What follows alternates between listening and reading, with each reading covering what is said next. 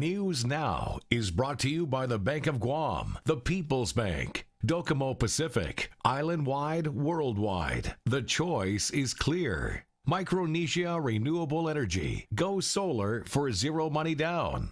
And Colgate Optic White. Whiter teeth in 1 week. From broadcast to broadband, news you can trust. From the Pacific News Center in Hagåtña, Guam, and broadcasting live in Saipan, here's Clint Rigel and Janella Carrera. PNC Sports with Blake Watson and Rebecca Kim with weather. With your News Now.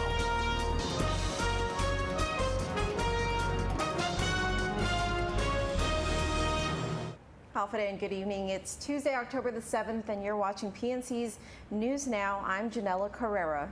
And I'm Clint Rigel. Hafa-day, and thanks for tuning in. Topping your news tonight, the Guam Police Department is seeking the public's help in identifying a suspect caught on camera robbing the Lucky Land game room at gunpoint in Harmon this past Saturday. Here's a look at that security camera video. The Lucky Land game room in Harmon was robbed at gunpoint on Saturday in broad daylight. Guam Police Department Acting Public Information Officer Paul Tapau explains. This robbery occurred on Saturday the 4th at around 11 o'clock at the Lucky Land game room located on Adrian Sanchez Street in Harmon.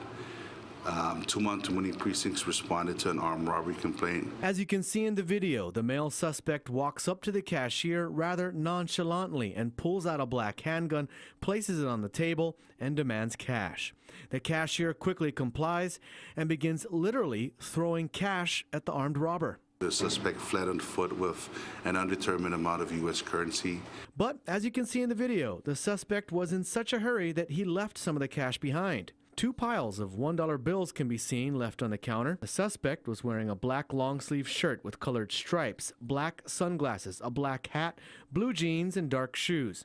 He appears light in complexion with a full beard and stands between 5 feet 6 inches tall to 5 feet 8 inches tall and is described as being heavyset. We want to ask the public if they have any information, if they see the video, they can identify the suspect, to please give us a call at the Guam Police Department at 475-8615-6 or 7, or they can simply submit a tip to the Guam Crime Stoppers at 477-HELP, that's 4357.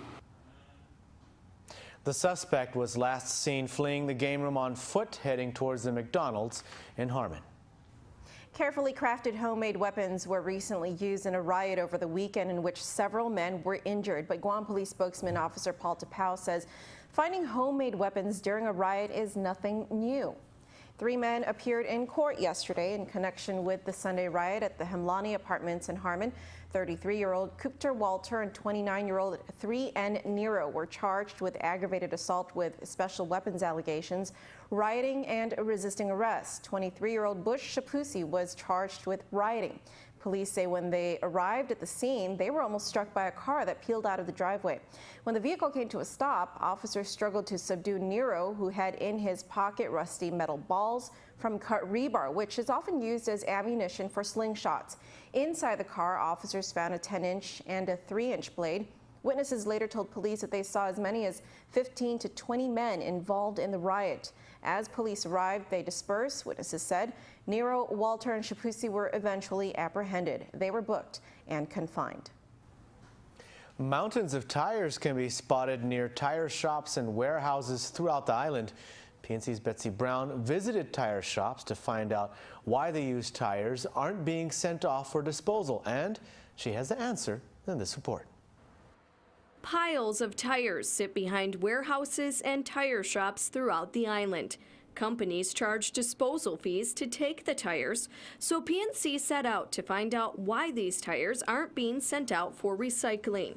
Guam Environmental Protection Agency Administrator Eric Palacios explained to us that the island has mostly been at the mercy of the international market when it comes to disposing of used tires. When Vietnam decided that it wasn't going to accept any more waste tires from anywhere in the world, that essentially created a lot of the backlog that we see today. A new tire shredder was expected to be available by early this year. However, Guam Waste Control had some delays in getting that new shredder to Guam.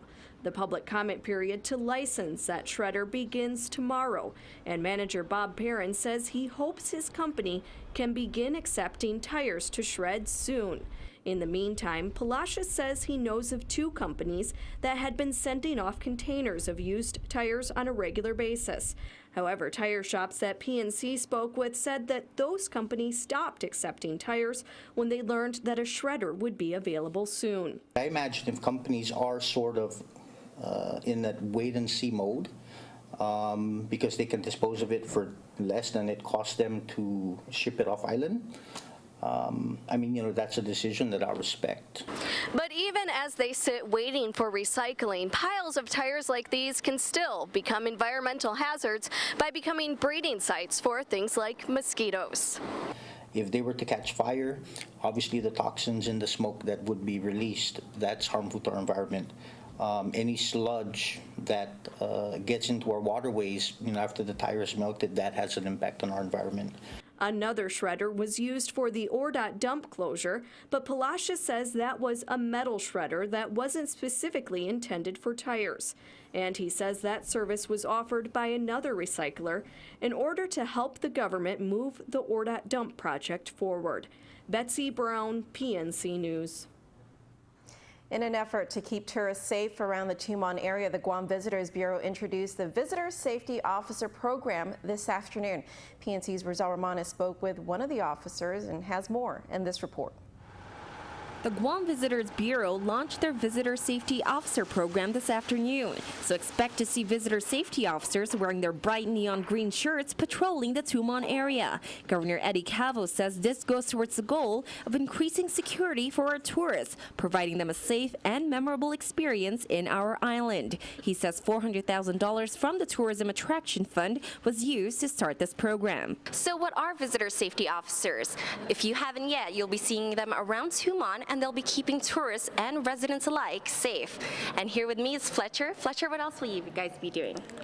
Well, basically, we're like concierge that stroll around Tumon and walk around the streets. We help all the tourists, especially since tourists only stay here for like 3 or 4 days. They don't really know Tumon at all. They don't know where to go, and they have a short amount of time.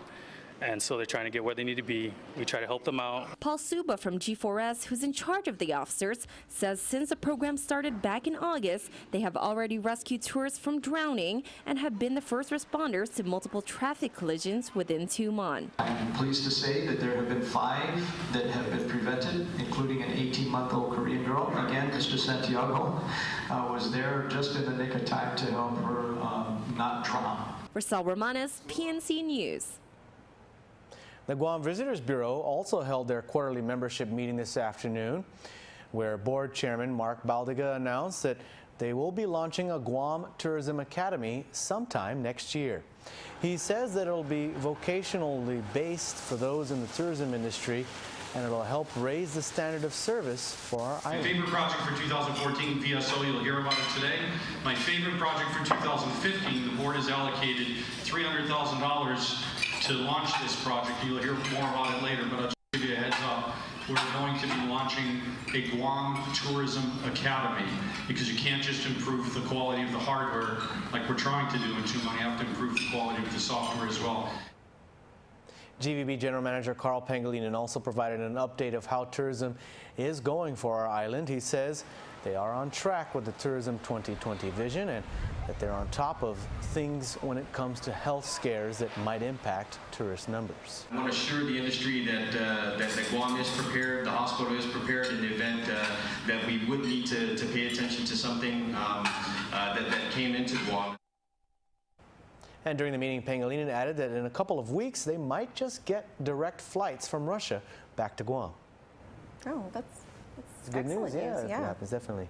We'll stay tuned. Coming up next on News Now. A new mass transit schedule begins tomorrow, but riders are still confused. We'll tell you why.